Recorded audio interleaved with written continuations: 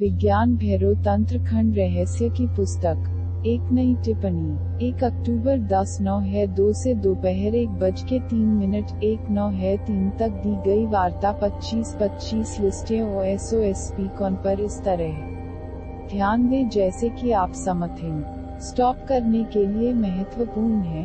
ये सभी तकनीकें बीच में रोकने से संबंधित हैं। जॉर्ज गुरजिएफ ने पश्चिम में इन तकनीकों को बहुत अच्छी तरह से जाना, लेकिन उन्हें विज्ञान BHAIRAVA तंत्र की जानकारी नहीं थी। उन्होंने तिब्बत में बौद्ध लामाओं से इन तकनीकों को सीखा। उन्होंने पश्चिम में इन तकनीकों पर काम किया और कई साधक इन तकनीकों के माध्यम से केंद्र का एहसास करने लगे। उन्होंने उन्हें अभ्यास बंद करने को कहा, लेकिन इन अभ्यासों का स्रोत विज्ञान BHAIRAVA तंत्र है। बुद्धिस्ट विज्ञान BHAIRAVA से सीखे। सूफियों में भी ऐसे अभ्यास हैं। उन्हें विज्ञान BHAIRAVA से भी उधार लिया गया है। मूल रूप से यह सभी तकनीकों की स्रोत पुस्तक है जो दुनिया भर में जानी जाती है। गुरजिएफ ने इसे बहुत ही सरल तरीके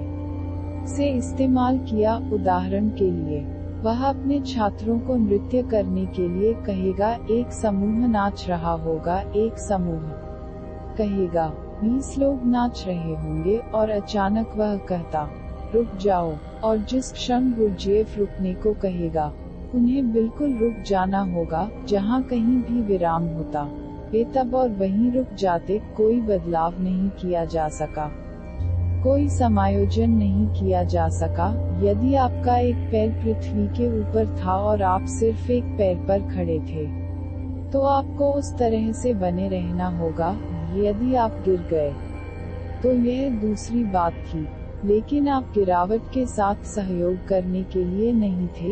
यदि आपकी आंखें खुली हुई थी तो उन्हें खोला जाना था। अब आप उन्हें बंद नहीं कर सकते थे। अगर वे खुद से बंद हो जाते हैं तो यह दूसरी बात थी। लेकिन जहां तक चिंतित थे, होशपूर्वक आप रुक गए थे। आप पत्थर की मूर्ति की तरह हो गए थे। विराट इसलिए हुए क्योंकि गतिविधि में, नृत्य में, आंदोलन में, जब अचानक आप रुकते हैं तो एक अंतराल होता है। सभी गतिविधि का अचानक रुकना आपको दो में विभाजित करता है। आपका शरीर और आपका शरीर और आप आंदोलन में थे। अचानक तुम रुक जाते हो। शरीर को हिलाने की प्रवृत्ति होती है। यह आंदोलन में था, इसलिए गति है। तुम नाच रहे थे और गति है। शरीर इस अचानक रुकने के लिए तैयार नहीं है। अचानक आपको लगता है कि शरीर के पास कुछ करने के लिए आवेग है, लेकिन आपने रोक दिया है। एक अंतर अस्तित्व में आता है। आप अपने शरीर को कुछ दूर के रूप में महसूस करते हैं। दूर गतिविधि के लिए, गति के साथ, आवेग के साथ। और क्योंकि आप रुक गए हैं और आप शरीर और उसकी गतिविधि और उसके आवेग, उसकी गति के साथ सहयोग नहीं कर रहे हैं, आप इससे अलग हो जाते हैं। लेकिन आप खुद को धोखा दे सकते हैं। थोड़ा सा सहयोग और अंतराल नहीं होगा। उदाहरण के लिए, आप असहज महसूस करते हैं, लेकिन शिक्षक ने कहा है बंद करो। आपने शब्द सुना है, लेकिन फिर भी आप खुद को सहज बनाते हैं और फिर आप रुक जाते हैं। फिर कुछ नहीं होगा। फिर आपने खुद को धोखा दिया है, शिक्षक को नहीं, क्योंकि आप इस बिंदु से चूक गए हैं। तकनीक की पूरी बात याद आती है अचानक।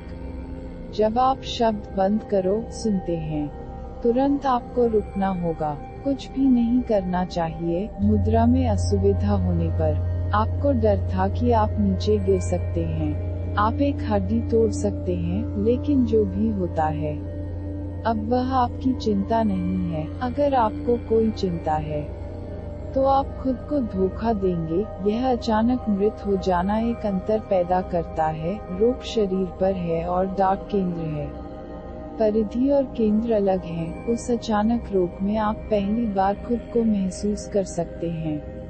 आप केंद्र को महसूस कर सकते हैं। गुरजिएफ ने इस तकनीक का उपयोग कई मदद करने के लिए किया था। इस तकनीक के कई आयाम हैं। इसे कई तरह से इस्तेमाल किया जा सकता है, लेकिन पहले तंत्र को समझने की कोशिश करो। तंत्र सरल है, आप गतिविधि में हैं, और जब आप गतिविधि में होते हैं तो आप अपने आप को पूरी तरह से भूल जाते हैं। गतिविधि आपके ध्यान का केंद्र बन जाती है। किसी की मृत्यु हो गई है और आप रो रहे हैं और रो रहे हैं और आंसू नीचे गिर रहे हैं। आप खुद को पूरी तरह से भूल चुके हैं। जो मर गया है वह केंद्र बन गया है और उस केंद्र के आसपास यह गतिविधि हो रही है। आपका रोना, आपका दुख, आपके आंसू। अगर मैं अचानक आपसे कहूँ, रुक जाओ, और आप अपने आप को पूरी तरह से रोक लेते हैं, आप अपने शरीर और गतिविधि के दायरे से पूरी तरह से दूर हो जाएंगे। जब भी आप गतिविधि में होते हैं, आप उसमें होते हैं, गहराई से उसमें समा जाते हैं। अचानक ठहराव आपको संतुलन से बाहर फेंक देता है। यह आपको गतिविधि से बाहर निकालता है। इसे फेंका जाना आपको केंद्र में ले जाता है। वास्तव में हम क्या कर रहे हैं? एक गतिविधि से हम दूसरे में जाते हैं। हम ए से बी और ए से बी तक एक गतिविधि से दूसरी गतिविधि पर जाते हैं। सुबह जिस क्षण आप जागते हैं वह गतिविधि शुरू हो गई है। अब आप पूरे दिन सक्रिय रहेंगे। आप कई गतिविधियों में बदल जाएंगे, लेकिन आप एक पल के लिए भी निष्क्रिय नहीं होंगे। निष्क्रिय कैसे हो? यह मुश्किल है, और यदि आप निष्क्रिय होने का प्रयास करते हैं तो निष्क्रिय होने का आपका प्रयास एक गतिविधि बन जाएगा। कई ऐसे लोग हैं जो निष्क्रिय होने की कोशिश कर रहे हैं। वे एक बुद्ध मुद्रा में बैठते हैं और वे निष्क्रिय होने की कोशिश करते हैं। लेकिन आप निष्क्रिय होने की कोशिश कैसे कर सकते हैं? बहुत प्रयास। फिर से एक गतिविधि है, तो आप निष्क्रियता को भी गतिविधि में बदल सकते हैं। आप अपने आप को शांत रहने के लिए मजबूर कर सकते हैं। फिर भी, लेकिन यह जबरदस्ती मन की गतिविधि है। इसीलिए बहुत से लोग ध्यान में जाने की कोशिश करते हैं, लेकिन कभी भी कहीं भी नहीं पहुंचते हैं, क्योंकि उनका ध्यान फिर से एक गतिविधि है। वे बदल सकते हैं। यदि आप एक साधारण गीत गा रहे थे, तो अब आप एक भजन में बदल सकते हैं। एक भक्ति गीत के लिए आप अब धीमी गति से गा सकते हैं। लेकिन दोनों ही गतिविधियां हैं। आप दौड़ रहे हैं, आप चल रहे हैं, आप पढ़ रहे हैं, ये गतिविधियां हैं। आप प्रार्थना कर सकते हैं, वह भी एक गतिविधि है। आप एक गतिविधि से दूसरी गतिविधि पर जाते हैं, और रात में आखिरी चीज के साथ, जब आप नींद में गिर रहे होते हैं, तब भी आप सक्रिय रहते हैं।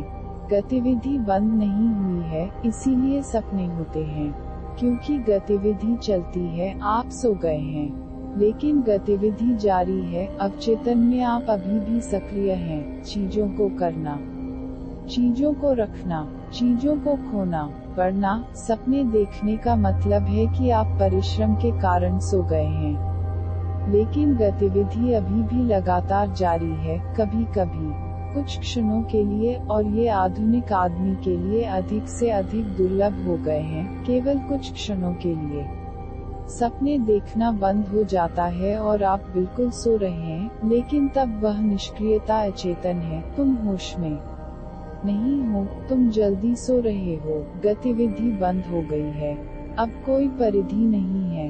अब आप केंद्र में हैं, लेकिन पूरी तरह से थक चुके हैं, पूरी तरह से मृत हैं, बेहोश हैं। यही कारण है कि हिंदू हमेशा कहते रहे हैं कि सुषुप्ति, स्वप्नहीन निद्रा और समाधि परमानंद वही, केवल एक अंतर के साथ, लेकिन अंतर बहुत अच्छा है।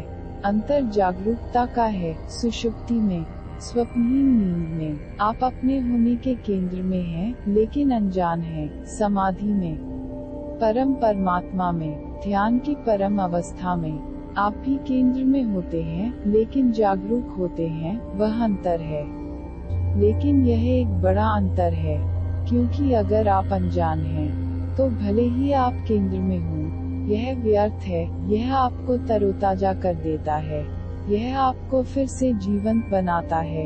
यह आपको जीवन शक्ति देता है। सुबह आप ताज़ा और आनंदित महसूस करते हैं, लेकिन अगर आप अनजान हैं, तो भले ही आप केंद्र में हो लेकिन आपका जीवन एक ही रहता है। अपने आप को पूरी तरह से सचेत, पूरी तरह से सतर्क, और एक बार जब आप केंद्र में पूरी तरह से सतर्क हो जाते हैं, तो आप फिर से कभी नहीं होंगे। अब आपको पता चल जाएगा कि आप कौन हैं। अब आपको पता चलेगा कि आपकी संपत्ति, आपके कार्य केवल परिधि पर हैं। वे सिर्फ तरंग हैं, आपकी प्रकृति नहीं। रुकने की इन तकनीकों का तंत्र आपको अचानक निष्क्रियता में फेंकना है। बिंदु को अचानक आना चाहिए, क्योंकि यदि आप निष्क्रिय होने की कोशिश करते हैं तो आप इसे गतिविधि में बदल देंगे, इसलिए कोशिश न करें और अचानक निष्क्रिय हो जाएं। स्टॉप का अर्थ है आप दौड़ रहे हैं और मैं कहता हूँ, रुक जाओ,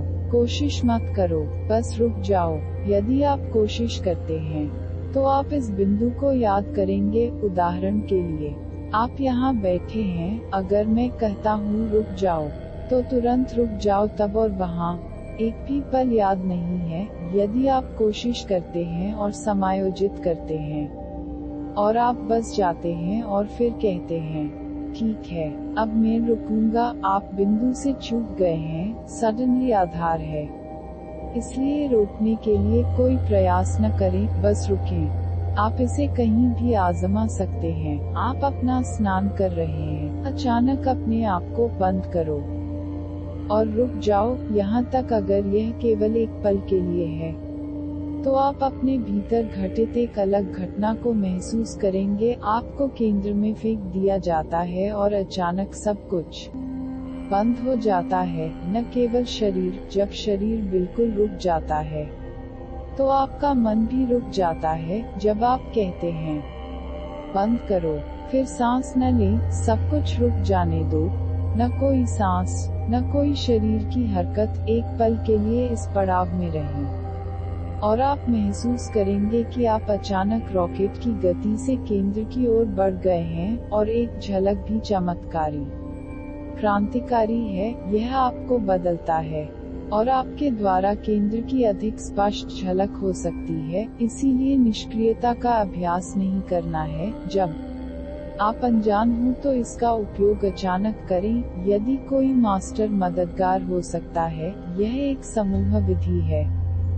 गुरजेफ ने इसे एक समूह पद्धति के रूप में इस्तेमाल किया, क्योंकि अगर आप कहते हैं कि रुक जाओ, आप आसानी से खुद को धोखा दे सकते हैं। पहले आप खुद को सहज बनाते हैं और फिर कहते हैं कि रुक जाओ, या भले ही होशपूर्वक आपने इसके लिए कोई तैयारी नहीं की है, अनजाने में आप तैयार हो सकते हैं। तो आप कह सकते हैं, अब मैं रोक सकता हूँ। अगर यह मन के द्वारा किया जाता है, अगर इसके पीछे कोई योजना है, तो यह बेकार है।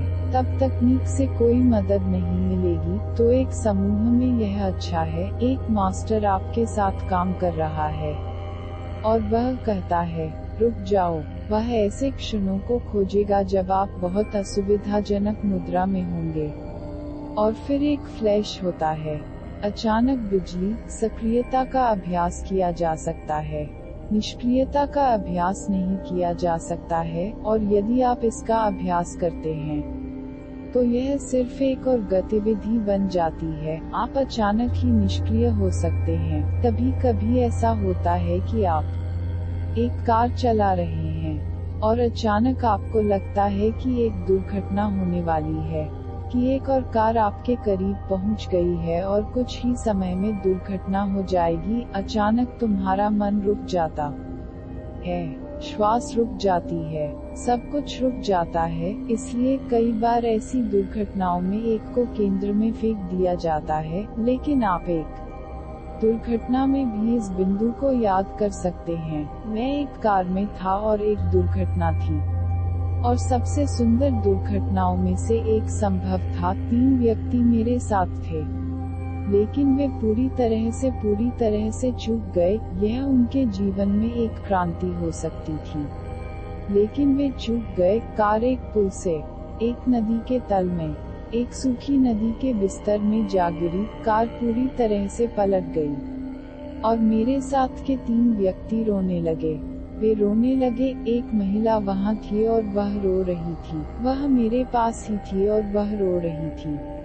मैं मर चुकी हूँ, मैं मर चुकी हूँ। मैंने उससे कहा, अगर तुम मर चुके होते तो यह कहने के लिए कोई भी यहाँ नहीं होता, लेकिन वह कांप रही थी और उसने कहा, मैं मर गया हूँ, मेरे बच्चों का क्या होगा।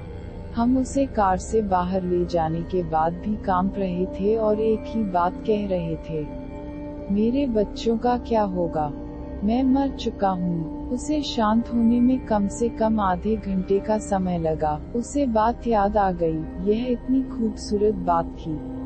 अचानक वह सब कुछ रोक सकती थी और कोई कुछ नहीं कर सकता था। कार पुल से गिर रही थी, इसलिए उसकी गतिविधि की बिल्कुल भी जरूरत नहीं थी। कोई कुछ नहीं कर सकता था, लेकिन फिर भी मन गतिविधि बना सकता है। वह अपने बच्चों के बारे में सोचने लगी और फिर वह रोने लगी। मैं मर गई हूँ। एक सूक्ष्म क्षण चूक गया। खतरनाक स्थितियों में मन अपने आप रुक जाता है। क्यों? क्योंकि मन एक तंत्र है और यह केवल नियमित चीजों के साथ काम कर सकता है, जो कि इसे करने के लिए प्रशिक्षित किया गया है। आप दुर्घटनाओं के लिए अपने दिमाग को प्रशिक्षित नहीं कर सकते हैं, अन्यथा उन्हें दुर्घटना नहीं कहा जाएगा। यदि आप तैयार हैं, यदि आप पूर्वाभ्यास से गुजर चुके हैं, तो वे दुर्घटनाएं नहीं हैं। दुर्घटना का अर्थ है कि मन कुछ भी करने के लिए तैयार नहीं है। बात इतनी अचानक है, यह अज्ञात से छलांग लगाती है। मन कुछ भी नहीं कर सकता है, यह तैयार नहीं है, यह इसके लिए प्रशिक्षित नहीं है। यह तब तक रुकने के लिए बाध्य है जब तक आप कुछ और शुरू नहीं करते हैं, जब तक कि आप कुछ ऐसा नहीं शुरू करते हैं जिसके लिए आप प्रशिक्षित हैं। यह महिला जो अपने बच्चों के बारे में रो रही थी, जो कुछ भी नहीं हो रहा था उसके प्रति चौकस नहीं थी। उसे यह भी पता नहीं था कि वह जीवित थी। वर्तमान क्षण उसकी चेतना के ध्यान में नहीं था। वह स्थिति से अपने बच्चों के लिए मृत्यु तक और अन्य चीजों में चली गई थी। वह बच गई थी जहां तक ध्यान था। वह स्थिति से पूरी तरह से बच गई थी, लेकिन जहां तक का संबंध था, कुछ भी नहीं किया जा सकता था। कोई केवल जागरूक हो सकता है जो भी हो रहा था। कोई केवल जागरूक हो सकता है जहां तक क्षण का सवाल है। एक दुर्घटना में आप क्या कर सकते हैं, यह पहले से ही आपसे परे है और मन इसके लिए तैयार नहीं है। मन कार्य नहीं कर सकता है, इसलिए मन रुक जाता है। इसीलिए खतरों की एक गुप्त अपील है, एक आंतरिक अपील है। वे ध्यान के क्षण हैं। यदि आप एक कार चलाते हैं और यह 90 मील प्रति घंटे से आगे जाती है और फिर 100 से आगे और फिर 110 से आगे और 120 से आगे निकल जाती है, तो ऐसी स्थिति आती है जिसमें कुछ भी हो सकता है और आप नहीं कर पाएंगे कुछ भी। अब वास्तव में कार नियंत्रण से परे है, नियंत्रण से परे जा रही है। अचानक मन काम नहीं कर सकता, यह इसके लिए तैयार नहीं है। यह गति का रोमांच है, क्योंकि एक मौन ढूंढी आपको केंद्र में फेंक दिया जाता है। ये तकनीक आपको किसी भी दुर्घटना के बिना, किसी भी खतरे के बिना केंद्र में जाने में मदद करती है। लेकिन याद रखें, आप उनका अभ्यास नहीं कर सकते। जब मैं कहता हूँ कि आप उनका अभ्यास नहीं कर सकते, तो मेरा क्या मतलब है?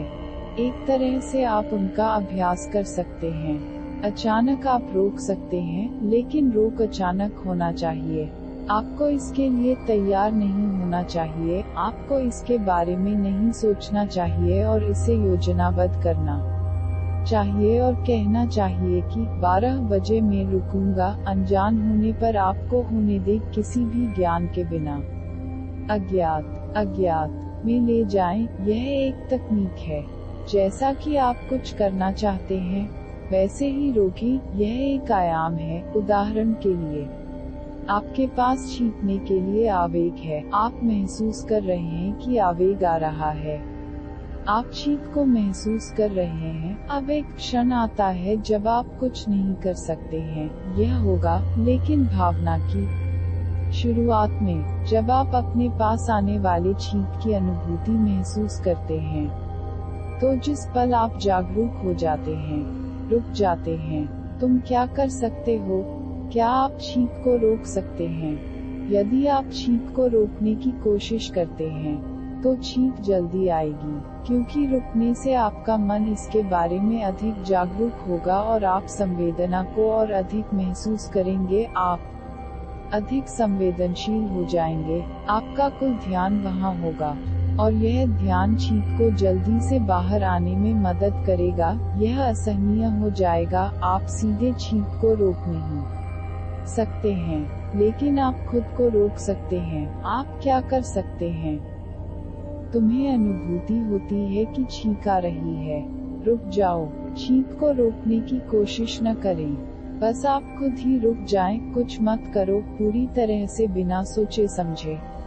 आपकी सांस भी अंदर या बाहर आने के साथ नहीं, एक पल के लिए रुकें, और आप महसूस करेंगे कि आवेग वापस चला गया है, कि वह गिर गया है, और आवेग के इस छोड़ने में एक सूक्ष्म ऊर्जा निकलती है जिसका उपयोग केंद्र की ओर जाने में किया जाता है। क्योंकि एक छींक में आप कुछ ऊर्जा बाहर फेंक रहे हैं। किसी भी आवेग में इम्पल्स का अर्थ है कि आप कुछ ऊर्जा के साथ बोझ हैं जो आप नहीं कर सकते हैं उपयोग और अवशोषित नहीं कर सकते। यह बाहर जाना चाहता है, इसे बाहर फेंकना चाहता है। आप एक राहत चाहते हैं, इसीलिए छींकने के बाद आपको अच्छा लगेगा। एक सूक्ष्म कल्याण, कुछ भी नहीं हुआ है। आपने बस कुछ ऊर्जा जारी की है जो बहुत ही कम थी। एक बोझ अब यह और नहीं है। आप इससे छुटकारा पा रहे हैं। फिर आप अंदर एक सूक्ष्म विश्राम महसूस करते हैं। यही कारण है कि शरीर विज्ञानी पावलोव, वी.एफ. स्किनर और अन्य कहते हैं कि सेक्स भी छींकने जैसा है। वे कहते हैं कि शारीरिक रूप से कोई अंतर नहीं है। सेक्स सिर्फ छींकने जैसा है। आप ऊर्जा से घबराए हुए हैं।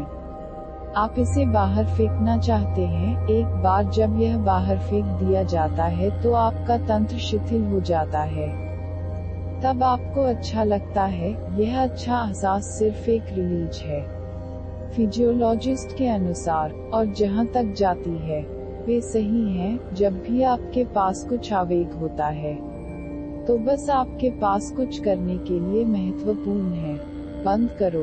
न केवल एक शारीरिक आवेग के साथ, किसी भी आवेग का उपयोग किया जा सकता है। उदाहरण के लिए, आप एक गिलास पानी पीने जा रहे थे। आपने पानी गिलास को छुआ है, अचानक बंद हो गया। हाथ वहां हो, पीने की इच्छा हो, प्यास भीतर हो, लेकिन तुम बिल्कुल रुक जाओ। कांच बाहर है, प्यास भीतर है, हाथ कांच पर है, आंखें कांच पर हैं। अचानक रुक जाओ। कोई श्वास नहीं, कोई गति नहीं, मानो तुम मुर्दा हो गए हो। बहुत आवेग, प्यास ऊर्जा जारी करेगा, और उस ऊर्जा का उपयोग केंद्र में जाने के लिए किया जाता है। आपको केंद्र में ले जाया जाएगा। क्यों?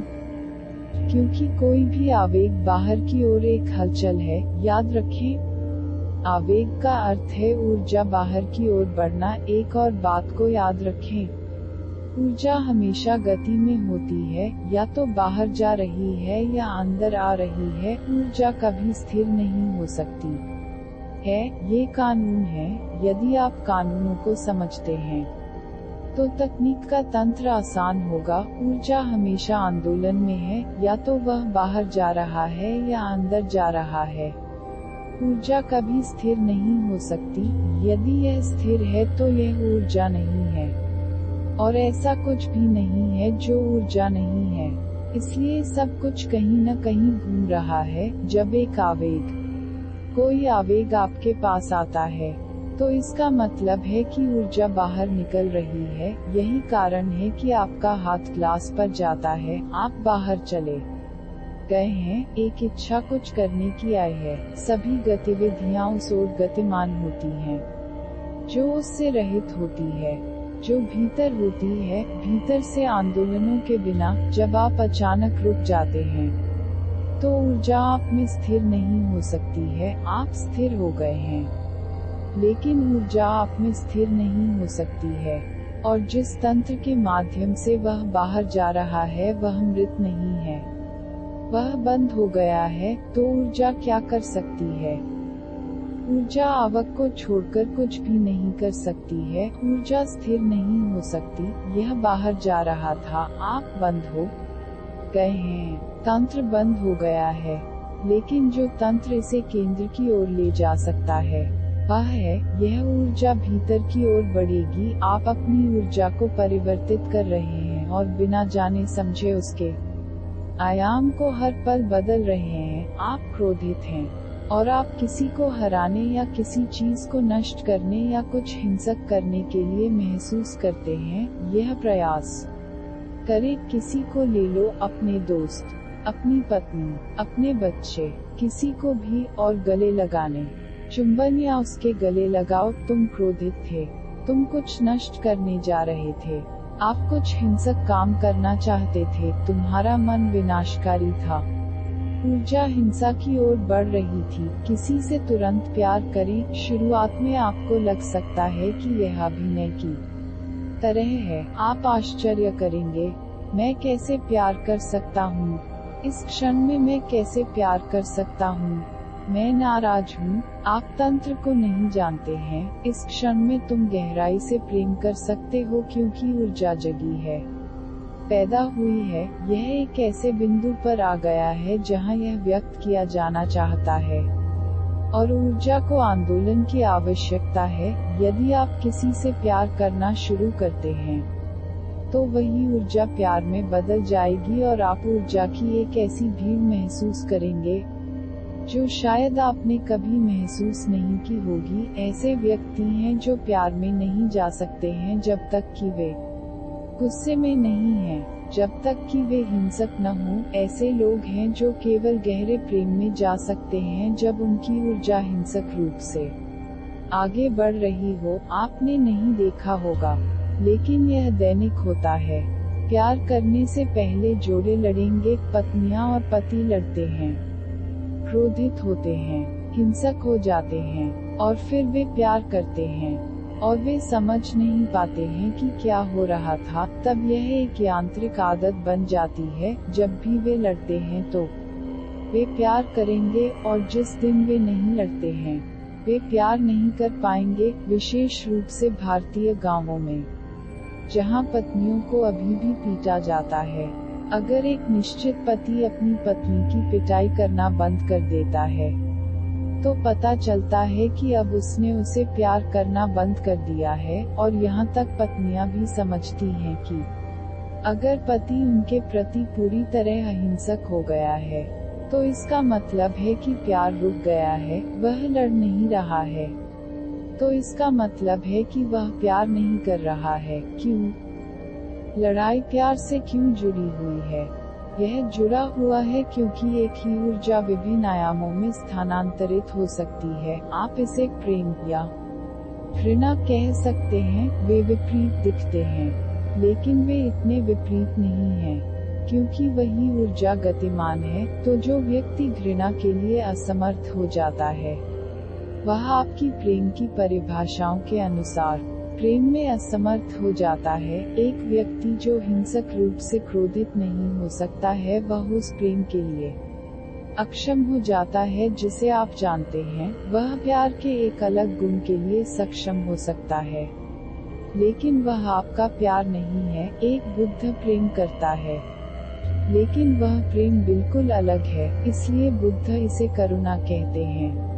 वह कभी इसे प्यार नहीं कहता, यह करुणा की तरह अधिक है, आपके प्यार की तरह कम है, क्योंकि आपका प्यार घृणा, क्रोध, हिंसा का कारण बनता है। ऊर्जा बदल सकती है, दिशा बदल सकती है, यह नफरत बन सकता है, यह प्यार बन सकता है। वही ऊर्जा, और वही ऊर्जा भीतर की तरफ भी गति कर सकती है।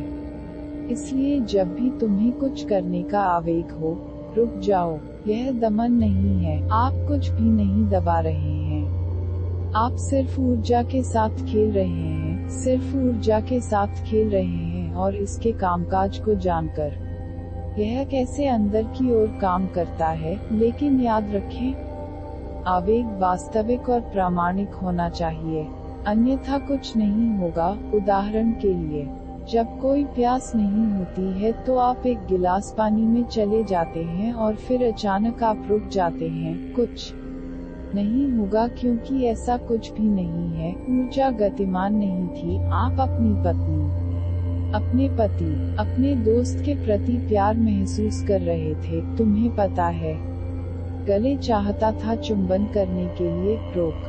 लेकिन आवेग प्रामाणिक रूप से वहाँ होना चाहिए, आवेग वहाँ नहीं है और तुम सिर्फ चुंबन, क्योंकि चुंबन की उम्मीद है किसी को सांत्वना लिए जा रहे थे और फिर आप रोक देते हैं, तो कुछ नहीं होगा क्योंकि कुछ भी नहीं जा रहा था इनसाइड। सो पहले याद है, आवेग प्रामाणिक होना चाहिए, असली, केवल एक वास्तविक आवेग के साथ ऊर्जा चलती है। और जब एक वास्तविक आवेग अचानक बंद हो जाता है तो ऊर्जा निलंबित हो जाती है, जहां से बाहर जाने के लिए कोई आयाम नहीं है। यह अंदर चला जाता है, इसे स्थानांतरित करना पड़ता है, यह वहां नहीं रह सकता। लेकिन हम इतने झूठे हैं कि कुछ भी वास्तविक नहीं है। आप अपना भोजन घड़ी की वजह से करते हैं, समय के कारण, भूख के कारण नहीं। इसलिए यदि आप रुक जाते हैं तो कुछ भी नहीं होगा क्योंकि इसके पीछे वास्तव में कोई भूख नहीं थी, कोई आवेग नहीं था, वहाँ कोई ऊर्जा नहीं जा रही थी। इसीलिए अगर आप 1 बजे अपना भोजन लेते हैं तो 1 बजे आपको भूख का एहसास होगा, लेकिन भूख झूठी है। यह सिर्फ एक यांत्रिक आदत है, बस एक मृत आदत है। तुम्हारा शरीर भूखा नहीं है। यदि आप नहीं खाते हैं तो आपको लगेगा कि कुछ गायब है, लेकिन अगर आप 1 घंटे तक रह सकते हैं तो आप इसे खाए बिना भूल जाएंगे। भूख कम हो जाएगी, असली भूख अधिक बढ़ जाएगी। यह बढ़ने के लिए बाध्य है। यदि आपकी भूख वास्तविक थी तो 2 पर आपको अधिक भूख लगेगी। यदि भूख झूठी थी तो 2 पर आप पूरी तरह से भूल गए होंगे। वास्तव में 2 पर भूख नहीं होगी। अगर आप खाना चाहते हैं तो भी आपको भूख नहीं लगेगी। भूख सिर्फ एक झूठी यांत्रिक भावना थी, कोई ऊर्जा नहीं चल रही थी। बस मन आपसे कह रहा था कि अब खाने का समय आ गया है, इसलिए खा लो। अगर आपको नींद आ रही है तो रुकिए, लेकिन भाव वास्तविक होना चाहिए। यही दिक्कत है और यही अब हमारे लिए समस्या है। शिव के समय में ऐसा नहीं था। जब पहली बार विज्ञान VHARAVA तंत्र का प्रचार किया गया था तब ऐसा नहीं था। मनुष्य प्रामाणिक था, मानवता वास्तविक थी, शुद्ध थी, उसके बारे में कुछ भी गलत नहीं था। हमारे साथ सब कुछ झूठा है। तुम दिखावा करते हो कि तुम प्रेम करते हो, आप दिखावा करते हैं कि आप गुस्से में हैं, आप बहाने बनाते हैं और फिर आप खुद को भूल जाते हैं कि क्या आप दिखावा कर रहे हैं या कुछ भी वास्तविक नहीं बचा है। आप कभी यह नहीं कहते कि आप में क्या है, आप इसे कभी व्यक्त नहीं करते हैं। आप व्यक्त करते हैं कि क्या नहीं है। अपने आप को देखें और आपको यह पता चल जाएगा। आप कुछ कहते हैं लेकिन आप कुछ और महसूस करते हैं। वास्तव में आप काफी विपरीत कहना चाहते थे, लेकिन अगर आप असली बात कहते हैं तो आप पूरी तरह से अनफिट हो जाएंगे, क्योंकि पूरा समाज झूठा है। और एक झूठे समाज में आप केवल एक झूठे व्यक्ति के रूप में मौजूद हो सकते हैं। जितना अधिक समायोजित किया जाता है उतना ही गलत, क्योंकि यदि आप वास्तविक होना चाहते हैं तो आप एक दुर्भावना महसूस करेंगे। यही कारण है कि एक झूठे समाज के कारण त्याग अस्तित्व में आया। बुद्ध को नहीं छोड़ना पड़ा क्योंकि इसका कोई सकारात्मक अर्थ नहीं था, लेकिन केवल एक नकारात्मक अर्थ था, क्योंकि एक झूठे समाज के साथ आप वास्तविक नहीं हो सकते, या हर पल आप एक निरंतर संघर्ष में हैं, अनावश्यक रूप से और विघटनकारी ऊर्जा। इसलिए असत्य को छोड़ो, असत्य को छोड़ो, ताकि तुम वास्तविक हो सको। यह सब त्याग का मूल कारण था। लेकिन खुद को देखो, तुम कितने असत्य हो। दोहरा दिमाग देखो, आप कुछ कह रहे हैं, लेकिन आप इसके विपरीत महसूस कर रहे हैं। इसके साथ ही आप अपने मन में एक बात कह रहे हैं और कुछ और बिना। इस प्रकार यदि आप कुछ भी रोकते हैं जो वास्तविक नहीं है, तो तकनीक मदद नहीं करेगी। इसलिए अपने बारे में कुछ प्रामाणिक खोजें और उसे रोकने की कोशिश करें। सब कुछ झूठ नहीं बन गया है। कई चीजें अभी भी वास्तविक हैं। सौभाग्य से हर कोई कभी कभी वास्तविक होता है। कुछ पल में हर कोई असली है। फिर इसे रोकें। आप गुस्सा महसूस कर रहे हैं और आपको लगता है कि यह वास्तविक है। आप कुछ नष्ट करने जा रहे हैं। अपने बच्चे को हरा सकते हैं या कुछ कर सकते हैं। बंद करो, लेकिन विचार से मत रुक जाना। मत कहो गुस्सा बुरा है, इसलिए मुझे रोकना चाहिए। नहीं, यह मत कहो, यह बच्चे की मदद करने वाला नहीं है, इसलिए मुझे रुकना चाहिए। किसी भी मानसिक विचार की आवश्यकता नहीं है, क्योंकि यदि आप विचार करते हैं तो ऊर्जा विचार में बदल गई है। यह एक आंतरिक तंत्र है। यदि आप कहते हैं मुझे अपने बच्चे को नहीं पीटना चाहिए क्योंकि यह उसके लिए कोई अच्छा काम करने वाला नहीं है, और यह मेरे लिए भी अच्छा नहीं है, यह बेकार है और यह कभी मदद नहीं करता है, वही ऊर्जा जो क्रोध बनने वाला था वह विचार बन गया है। अब आप पूरी बात पर विचार कर चुके हैं और ऊर्जा कम हो गई है। यह सोच में बदल गया है। तब आप रुक जाते हैं, लेकिन फिर अंदर जाने के लिए कोई ऊर्जा नहीं होती है। जब आप गुस्सा महसूस करते हैं तो इस पर विचार न करें, इसे अच्छा या बुरा न मानें, बिल्कुल मत सोचो। अचानक तकनीक को याद रखें और रोकें। गुस्सा शुद्ध ऊर्जा है, कुछ भी बुरा नहीं, कुछ भी अच्छा नहीं। यह अच्छा हो सकता है, यह बुरा हो सकता है, यह परिणाम पर निर्भर करेगा, ऊर्जा पर नहीं। यह बुरा हो सकता है अगर यह बाहर जाता है और कुछ को नष्ट कर देता है।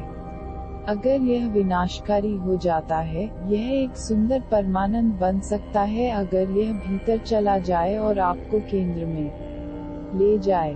यह एक फूल बन सकता है। ऊर्जा बस ऊर्जा है, शुद्ध, निर्दोष, तटस्थ। इस पर विचार मत करो। आप कुछ करने जा रहे थे, मत सोचो, बस रुक जाओ और फिर रुक जाओ। उस शेष में आपको भीतर के केंद्र की झलक दिखेगी। तुम परिधि को भूल जाओगे और केंद्र तुम्हारी दृष्टि में आ जाएगा, बस जैसे ही तुम्हारे पास कुछ करने के लिए आवेग है। रुक जाओ, कोशिश करो। 3 चीजें याद रखें। 1. केवल तभी प्रयास करें जब एक वास्तविक आवेग हो। दूसरे, रुकने के बारे में मत सोचो, बस रुक जाओ। और तीसरा, रुको जब तुम रुक गए हो। कोई श्वास नहीं, कोई गति नहीं, प्रतीक्षा करो और देखो कि क्या होता है। प्रयास मत करो। जब मैं प्रतीक्षा करने के लिए कहता हूँ, तो मेरा मतलब है कि अब भीतर के केंद्र के बारे में सोचने की कोशिश मत करो, तब तुम फिर चूक जाओगे। आत्मतत्व के बारे में मत सोचो। यह मत सोचना कि अब झलक है, अब झलक आ रही है। सोचिए मत, जरा ठहरिए। आवेग को ऊर्जा अपने आप चलती है। यदि आप ब्रह्म और आत्मान और केंद्र के बारे में सोचना शुरू करते हैं, तो ऊर्जा इस सोच में चली गई होगी। आप इस आंतरिक ऊर्जा को बहुत सरलता से बर्बाद कर सकते हैं। बस एक विचार इसे दिशा देने के लिए पर्याप्त होगा। तब आप सोच में पड़ जाएंगे। जब मैं कहता हूँ रुक जाओ, इसका मतलब है कि पूरी तरह से बंद करो। कुछ भी नहीं चल रहा है, जैसे कि पूरे समय रुक गया है। कोई आंदोलन नहीं है, बस आप हैं। उस सरल अस्तित्व में अचानक केंद्र विस्फोट हो जाता है। पिछला, अगला